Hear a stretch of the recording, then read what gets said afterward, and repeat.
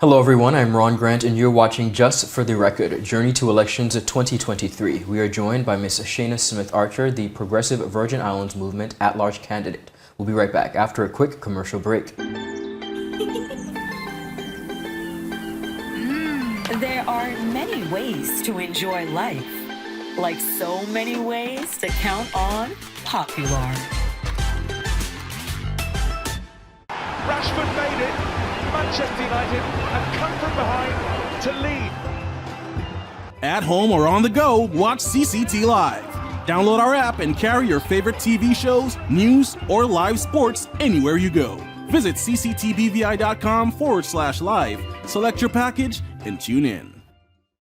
Welcome back. Thank you for joining us. Welcome back everyone. As promised, I am today joined for Just for the Record by Ms. Shaina Smith-Archer, the Progressive Virgin Islands Movement at-large candidate. Ms. Archer, welcome to Just for the Record. Thanks for having me, Ron. As I mentioned, you make up one of the 4 members of the Progressive Virgin Islands Movement at-large team. Within that team, you are one of 2 women. For those who do not know, who is Shaina Smith-Archer? Shaina Smith-Archer. I guess I'll start with probably my newest role that I've taken on, and that is wife. So that's where the Archer comes from. A lot of persons still, they're surprised when they hear my name announced now with the Archer. But yes, I've been married now 2 years. Congratulations. Thank you, and I'm enjoying it. I'm enjoying it, and I would say probably this is maybe my hardest project to date because this one is for life. So wow, I am looking forward to it. But yes, daughter, sister, aunt, friend. Project management is my area of specialty. I was educated as an engineer. I have 2 engineering degrees that I received at the University of Central Florida. And I returned back home from college in 2003, and I've been here working in the public service, the private sector. I own my own business, Smith & Associates Consultancy, and I love community service. I've served in the Civil Service Association, the Chamber of Commerce, amongst other things that, within my community. In the 1st District directly, we were part of the team that created our 1st District community group last year. And, I'm just here, I would say, I guess it's almost as if a service is what I do, whether it's for pay or not. Okay. Because the type of personality I have, Ron, and I credit this to my mother, where she served as a brown owl in the Girl Guides Association. So it's something where we're always looking at ways to give back to the community. So when persons call and ask, Shaina, can you speak to the students? Can you, participate in Right Starts or, whatever it might be? It's like, as long as I'm available, the answer is always yes. Now, with your extensive level of training, you mentioned your 2 engineering degrees. You could have worked anywhere in the world, and perhaps the remuneration of salary would have been better. Why did you choose to return to the territory of the Virgin Islands?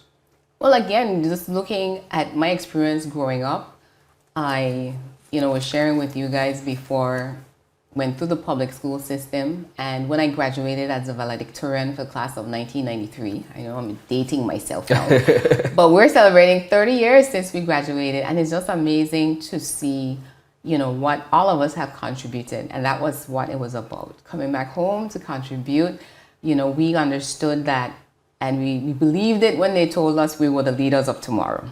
And in order to be that, we needed to come home and, be a part of our communities and essentially get in there and do our part. So I'm amazed and really, respect so many of my classmates that have top government jobs.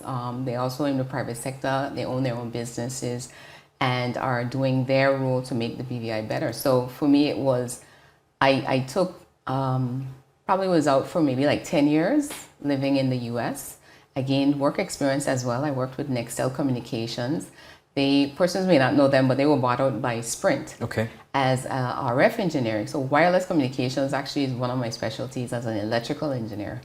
But when I returned home, I received a job at the Ministry of Finance. And this was with the brand new Project Support Services unit, which, eventually by the time I left 8 years later, I was managing. Understood. In speaking of who Shaina Smith-Archer is, there have been conceptions or misconceptions, and just for the record, I'd like to give you an opportunity to address those. Some say that you are not a people's person. Shaina doesn't interact with us. What do you say to that?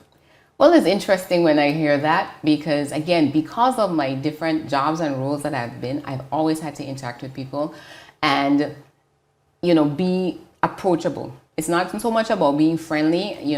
My mother raised me to be one where, you don't pass anybody straight, especially your elders. So, having that, those manners was always a part of me and making it happen. I guess sometimes people might think I'm not overly friendly.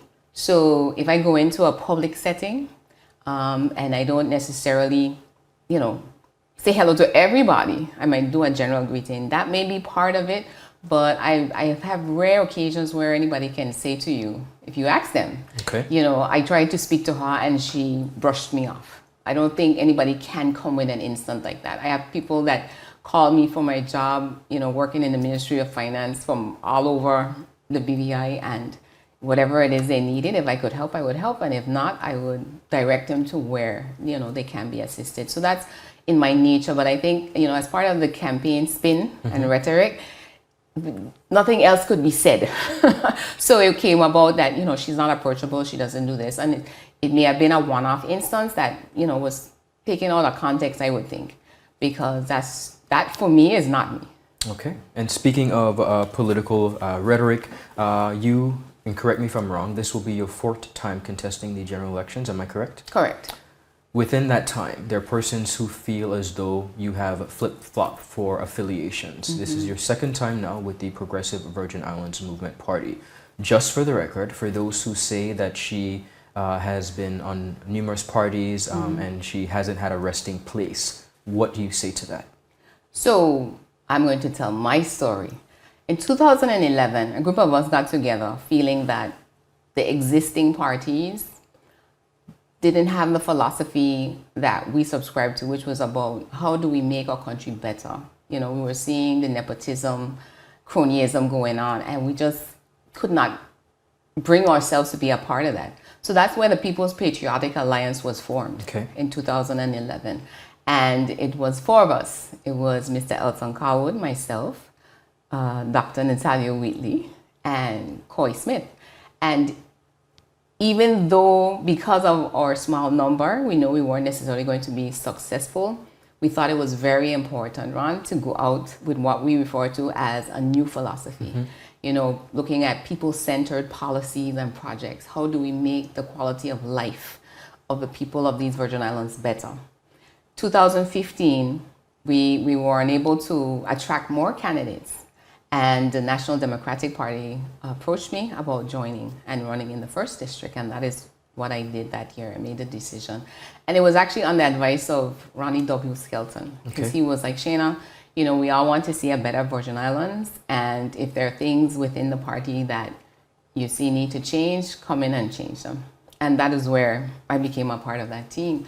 So when we come forward now to 2019 and, we had... Again, you have to decide, can I conform to what is surrounding me, or am I going to stand by my values and principles and go and do what it is I think is important to me? And that is where the Progressive Virgin Islands Movement was started in 2019, and that is where I've remained.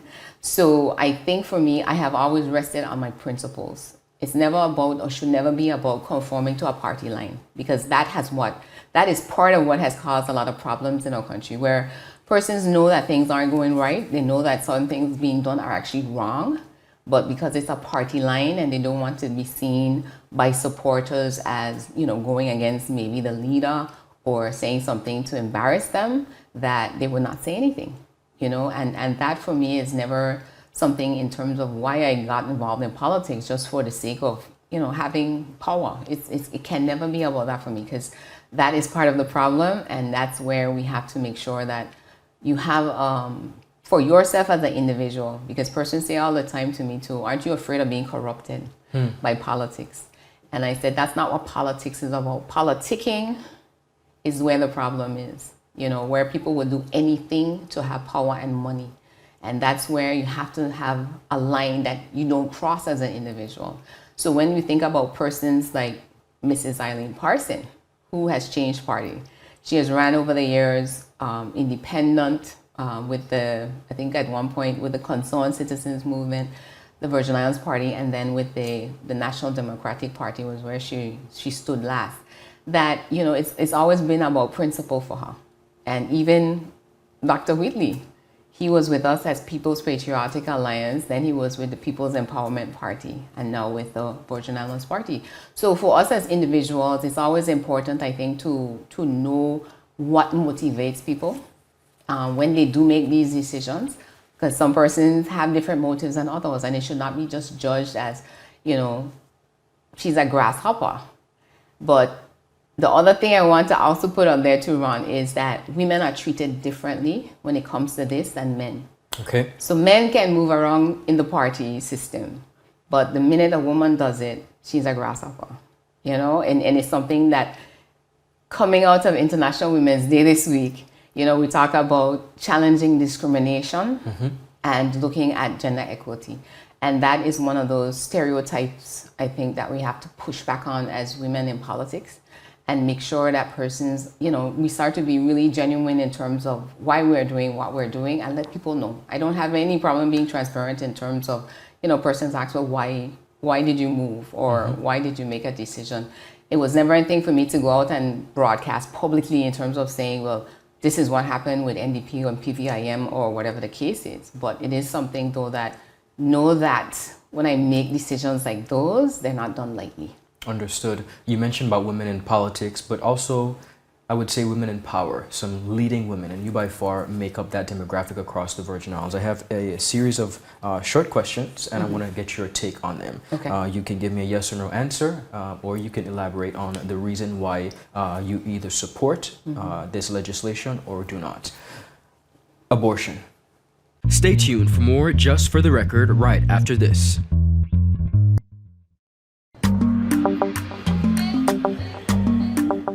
Yo, everything good there? Aye. This thing got me one way, daddy. What you mean?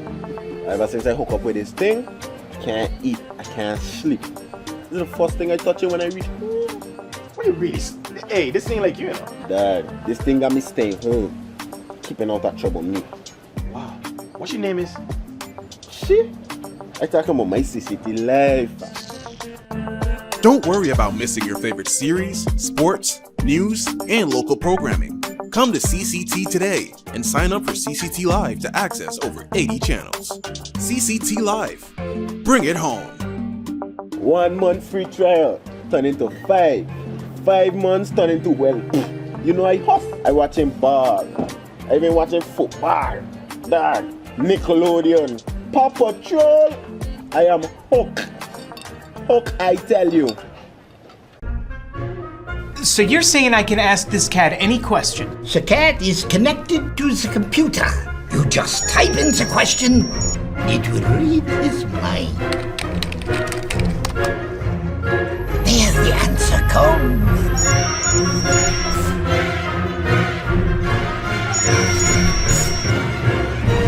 You're the man! I've been looking for this for weeks. Welcome back. Thank you for joining us. Short questions, and I want to get your take on them. Okay. You can give me a yes or no answer, or you can elaborate on the reason why you either support this legislation or do not. Abortion. I support the legality of it in instances where the life of the mother and the child or the child would be affected. The legalization or decriminalization of marijuana. I would support that. And Okay. I say that in terms of, again, any legislation that is brought, there has to be parameters around what is done. Anything that we legalize, whether it was, you know, it's alcohol or marijuana, we have to know that certain things can be abused. So Okay. there's always going to be that risk of abuse. And I think that is what people fear when they hear about, you know, legalizing marijuana. But it is something where we have to look at it from the perspective of why are we doing it? Is it just because this is something people want to do so they can avoid a criminal record, or is this something that has legitimacy around it and we have a full discussion with our community about it, the pros and the cons. What I don't like is when persons come and they present something and they only give you the positive, but the negative side of things to say, well, with every benefit, there is a cost. So we always have to look things thoroughly, you know. The legalization of same-sex marriage. So in that situation there, how I view it, it's about persons that choose to have relationships with each other. Within our legislative framework, certain things in terms of rights are protected by law. So I would support domestic partnership legislation as it relates to whether it's male and female, male, female, that they're able to have that continuity within the legal system in terms of being recognized as the person to inherit, you know, or are recognized as a person next of kin, those types of situations. Because I think that's a big part of where there's a lot of tension currently in the system, where persons are together in relationships for years, and then if someone dies, you know, there's no passing of the inheritance or whatever it is to the children and all these different things. And finally, within that series of questions, the legalization of parimutuel betting.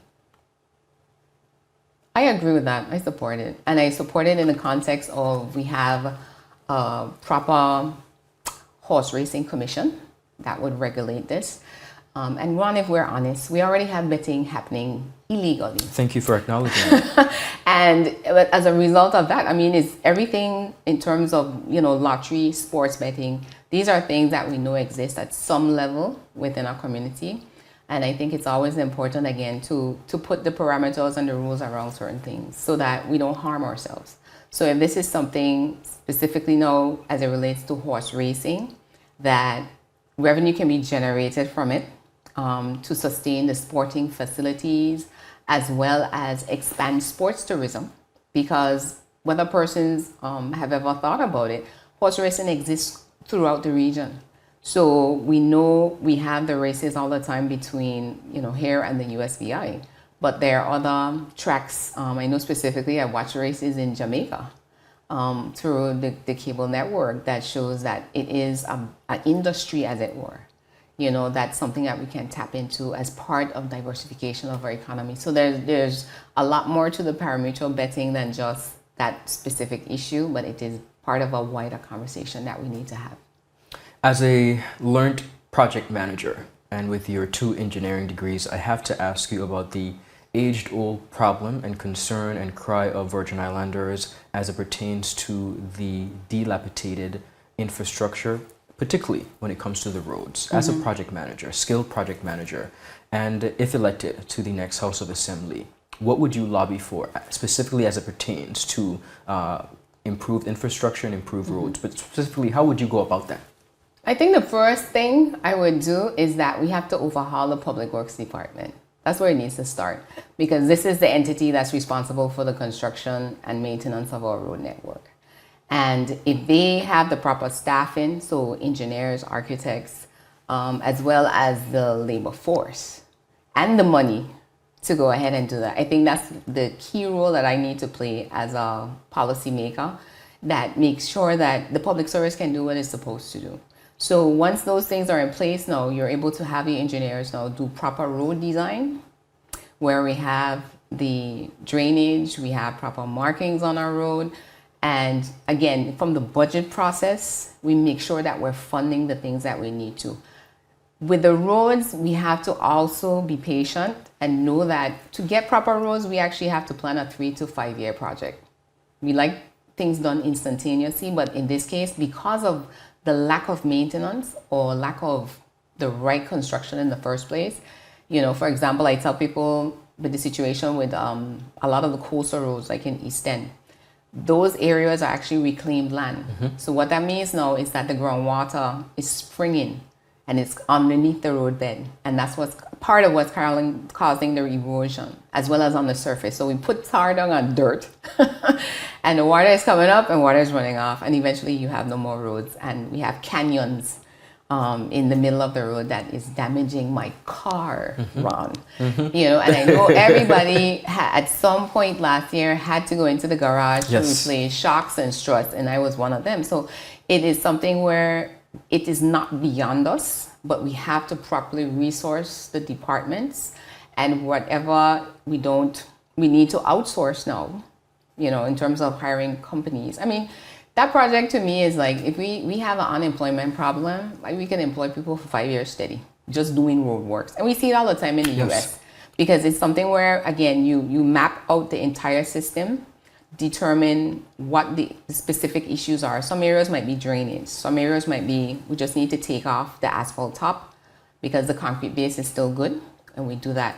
I'll give you a good example. I had a conversation actually with my husband. He's a civil engineer by trade, actually one of government's finest. He used to work in the public works department and built a lot of the roads that we have now. And one of the things he pointed out to me was the importance of a curb wall, because when water runs off the top of a concrete road down the hillside, you notice how it starts to break? Yes. That's because it's being undermined. And again, if we don't put the proper design down in the first instance, then we're always going to constantly be having to fix the same things over and over. And it's money now that can't go into secondary roads, or, you know, the trimming back of the roads and the maintenance of it now becomes a lot easier because the roads are designed properly. And you have a schedule by which now we're saying, okay, every month we're assessing the roads, we're seeing if there are any major problems.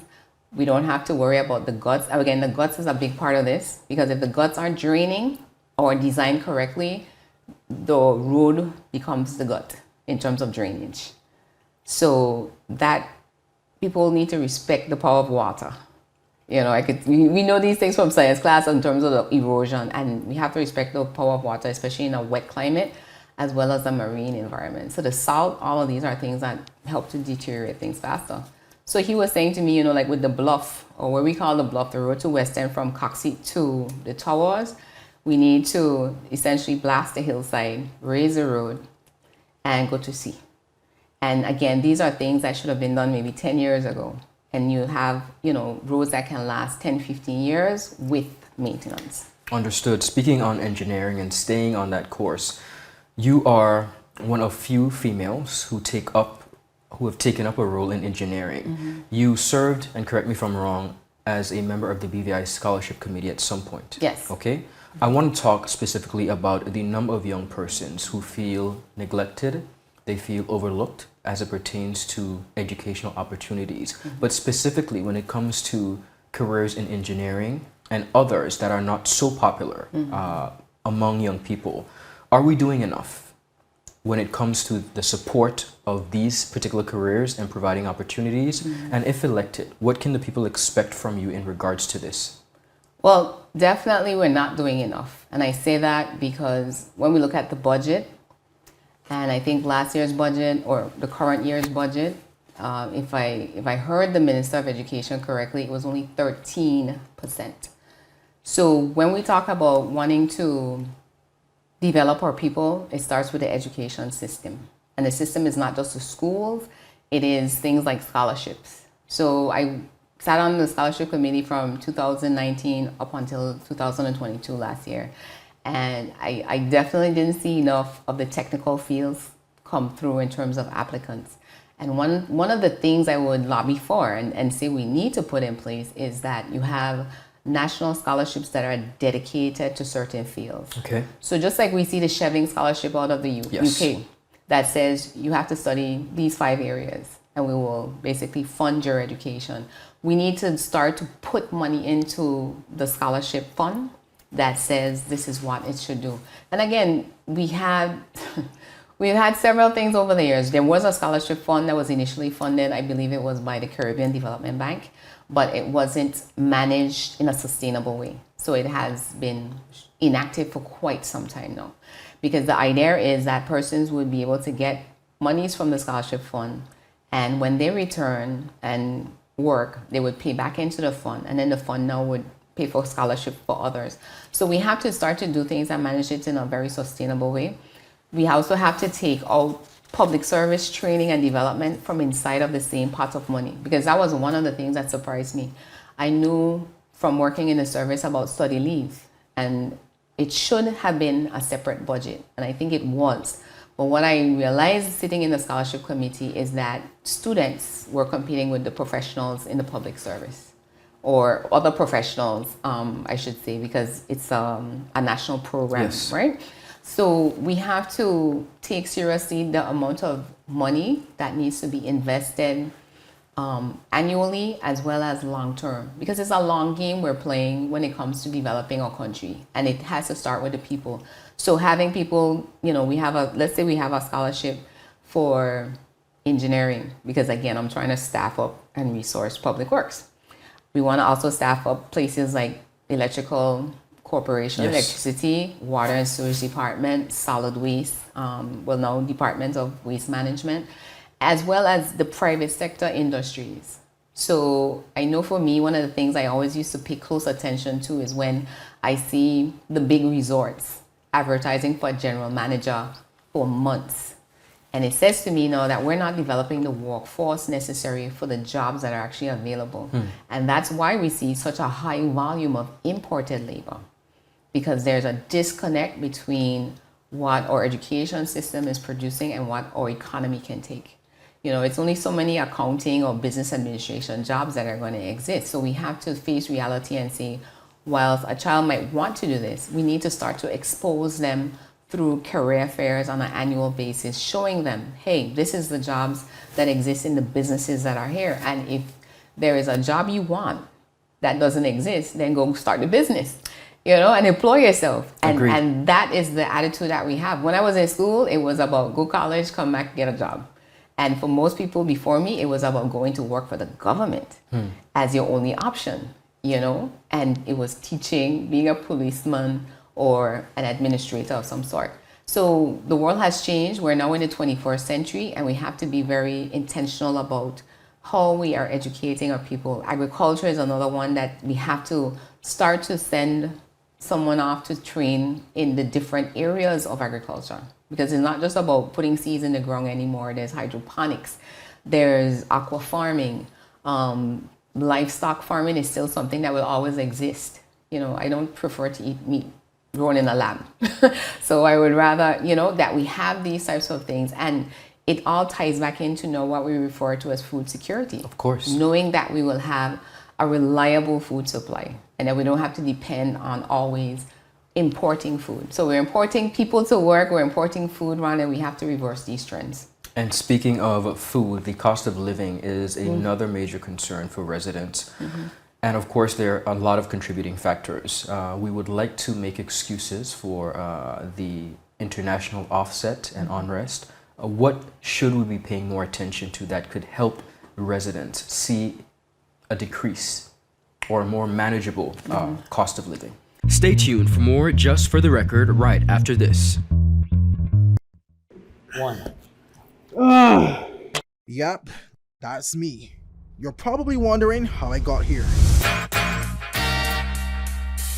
My name is Kamal Haynes. Most of you know me from 284 News, but now you get to see me in a different light on my very own show called Health is Wealth. We have Joel Turnbull. I don't want you to arch your back when you're pulling down. Milton McLean.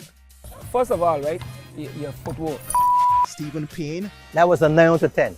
I know you got the service down pat. Steve Augustine. You did a pretty hard workout today, so perhaps... And as you can see, it's actually you're feeling it. Alonzo Boynes. Taekwondo. Adam Murrows. I'll speak as if you're an absolute beginner. I am an absolute beginner. You are an absolute beginner. And Seth Graham. It bites. It will bite. Get your water, get your fruits and veggies, and experience a wealth of knowledge about getting healthy.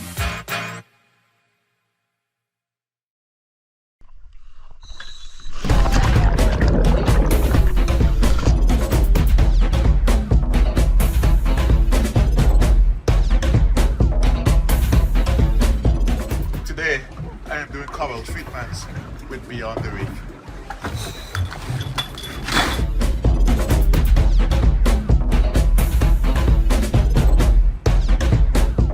Today, we are doing shark research.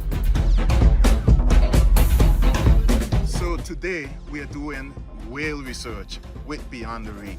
And wherever I go, I take CCT with me because my life is unlimited.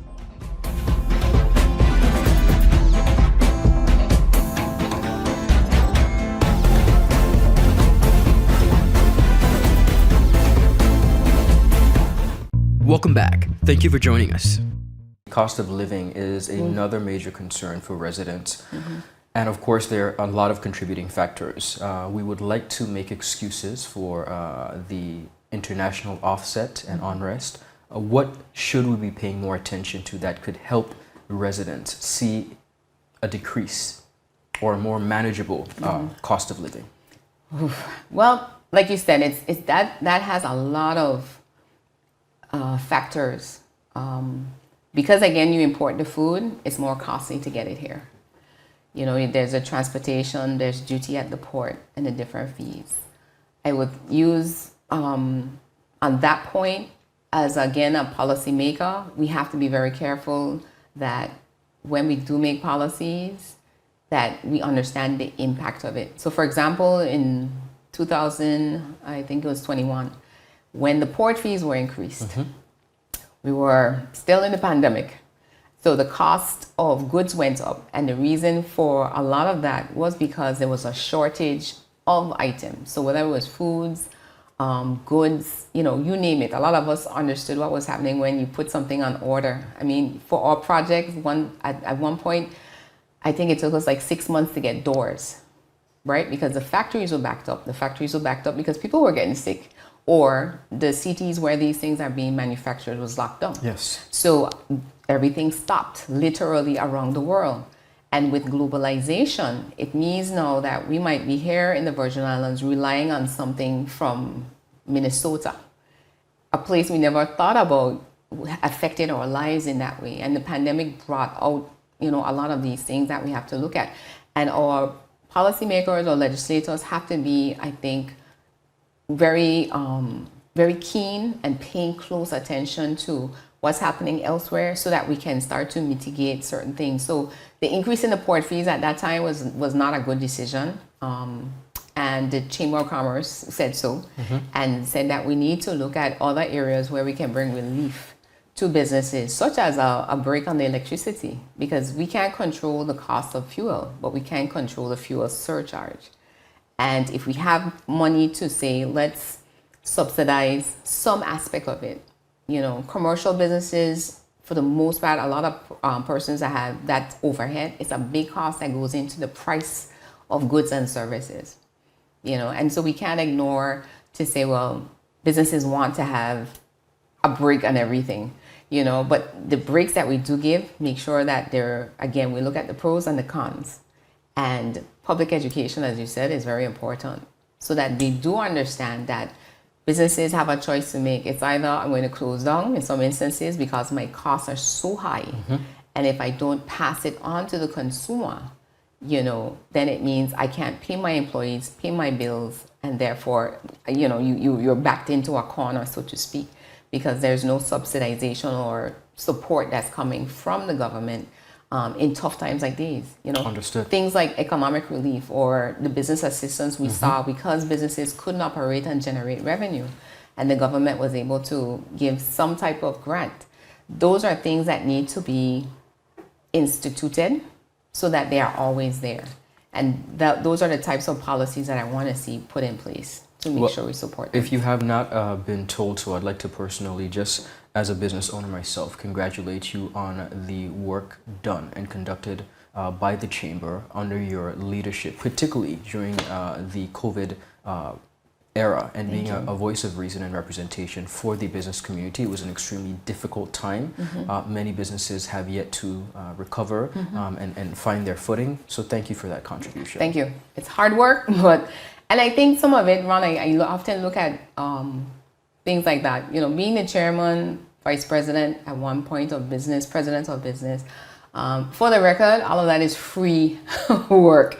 You know, the chamber doesn't That's a good pay for us. the record. Yeah, that's a good for the record. Persons may watch me and see me, you know, I have such passion and drive about this. So you don't get paid. And all of this has been, you know, because I love my country. I love my community. I want to help people. So I'm that committed to do it for free. I understand. You understand? So it's something where, and again, persons may think, you're trying to be a bother, as it were, to the government and saying things because we don't agree with a policy doesn't mean that we have to become enemies of the state. Advocacy or advocating on behalf of someone who doesn't have a voice, and really that is the role of the Chamber of Commerce, and you can elevate that is the role of a representative. When persons elect you, they're basically giving you the job to go out and look out for their interests. And a lot of persons I'm meeting around are saying they're not going to vote because they feel let down. They feel disappointed. It's like saying the person I hired has not done a good job. And what do you say to those people? I say to those people that they need to reflect a bit and understand there were persons before that you did hire that did a good job. So let's not throw out the baby with the bathwater. Let's look again for those persons who we know are able and capable to do a good job and put them in the position to do that. So they must have hope. Right. That's what I've been saying to them a lot. Let's not get hopeless yet, because I am here as well because I still have hope that the Virgin Islands' best days are ahead of it. All right. Speaking of voting on election day, given all that you've described, given your track record, why should the people of the Virgin Islands elect you to the next House of Assembly under the Progressive Virgin Islands Movement banner as an at-large candidate? Well, I would say to them, just as we discussed, when someone is hired for a job, you look at their track record, you look at their resume, and you look at, their what value, I would say, that they bring to the job. And that helps you to make a determination on, yes, this person will go in and try their best. Because at the end of the day, we can't ask them to do any more than that. But we want to know that they have that commitment to give their best effort. They're not going to bend to party lines or compromise the values of our society, which is fairness and justice for everybody. And that at the end of it, we will have a good result. So I encourage persons, again, listen to what myself and my team are going to be expressing in terms of our plans, and know that we are a realist optimist. So we're hopeful, but we're also very well grounded in the reality of how difficult things are. We have an additional dynamic with the relationship with the UK and the possible suspension of the Constitution, which How do you feel about that? Well, I was one of those that showed up in front of the government house. Let's start there. And that was to say, not here, not no.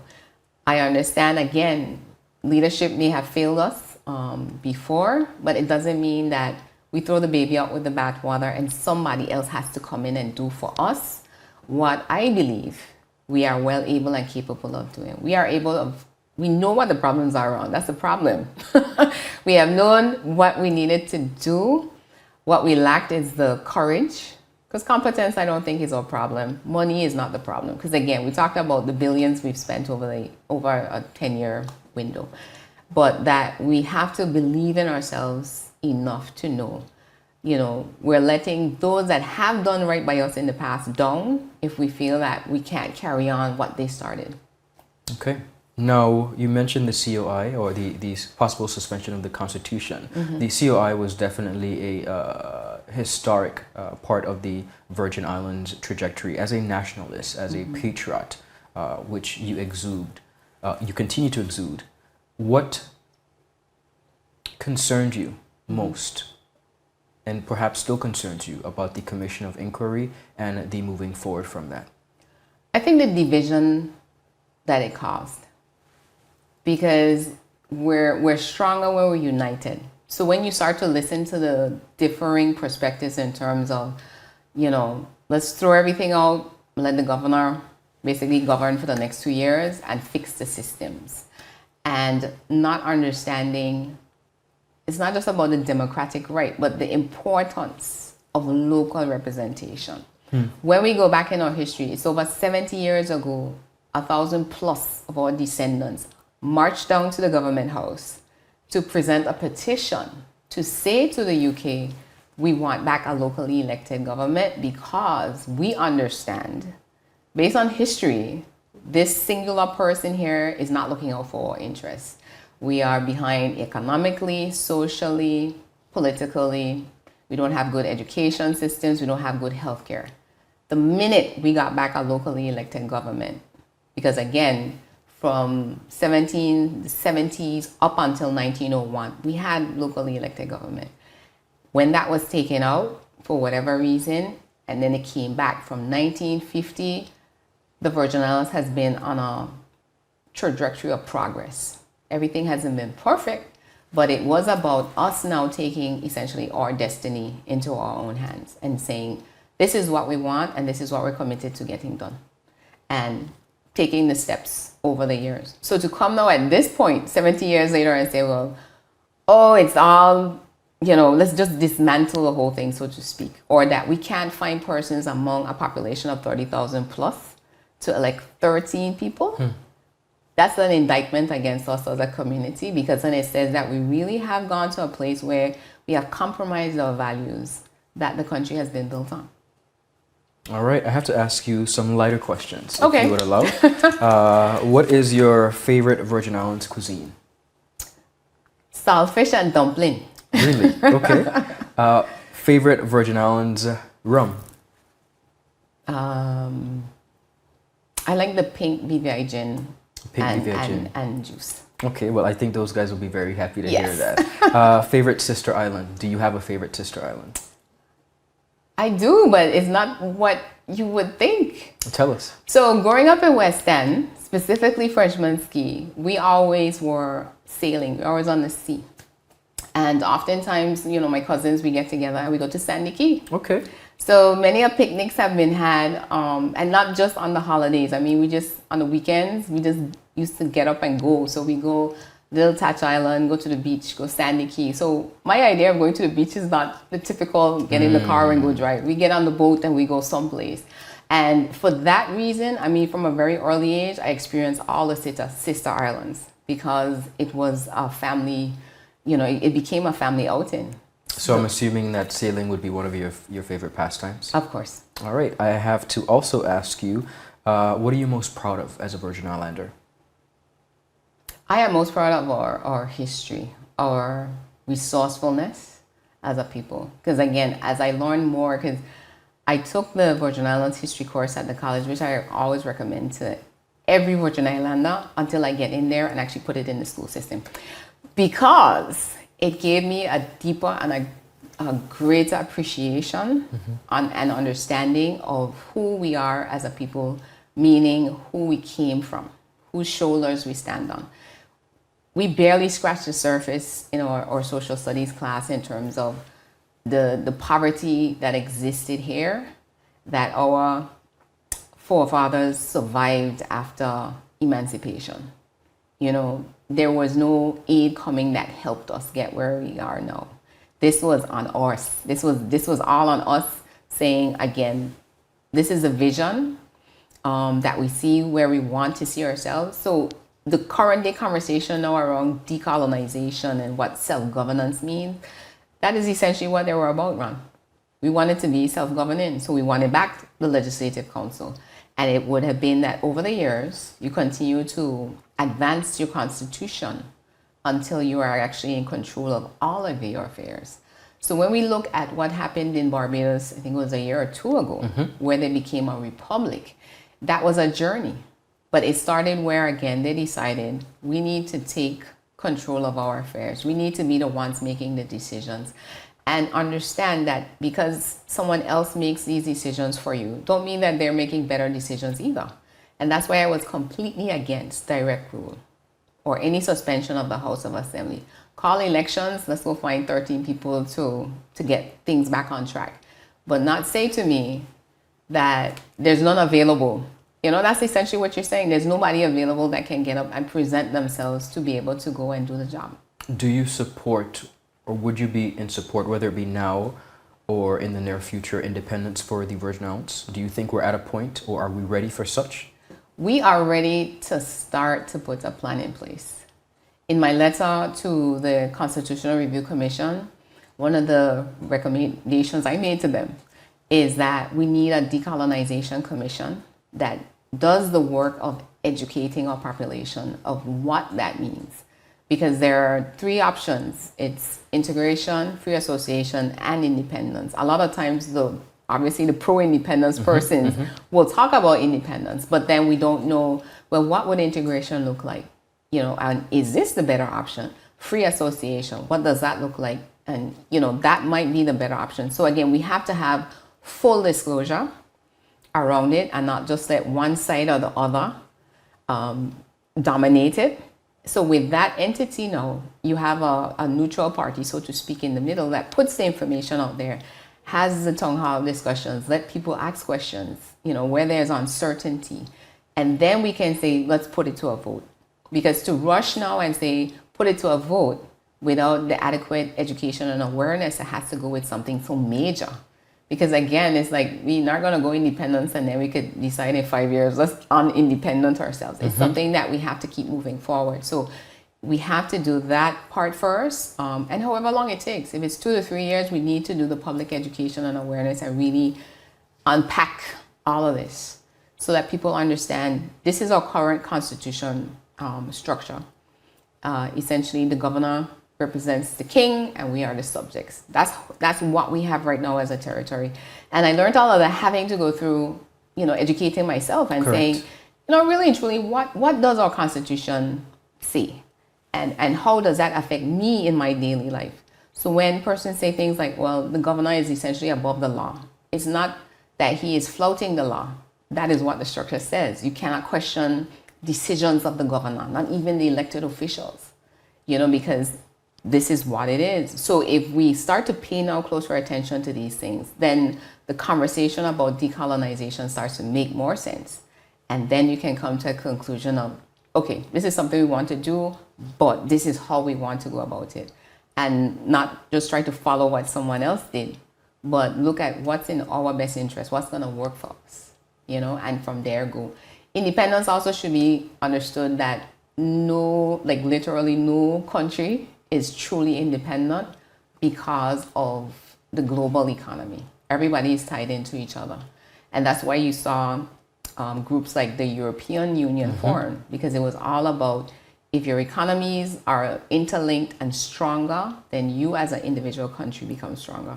So in my mind, regionally is how we have to start to look. You know, what are the relationships that we need to foster and leverage? We're members of the Organization of the Eastern Caribbean States, the OECS, the Caribbean Community, CARICOM. But how are those things now, how are those relationships from a trade standpoint? So let's say, for example, one of the things that we've been talking about in the Chamber of Commerce is about business missions, you know, looking at, in particular industries, who can we start to do more business with? Because that's what trade is. Trade is about business. So if you have Guyana supplying food, then our supermarkets need to be talking to Guyana about bringing in their food. And making sure that we're networking. And I'm happy you said that, because sometimes we feel like our issues are separate and apart, and they're very not. They're much connected across the region. Experiencing the same thing. You know, immigration, labor, education, health, roads. Everybody has the same challenges, but we can actually do more when we start to work together with our neighbors, you know. Shaina, just for the record, thank you so much. Thank you. Viewers, that's all the time we have. You've been watching Just for the Record. I'm Ron Grant.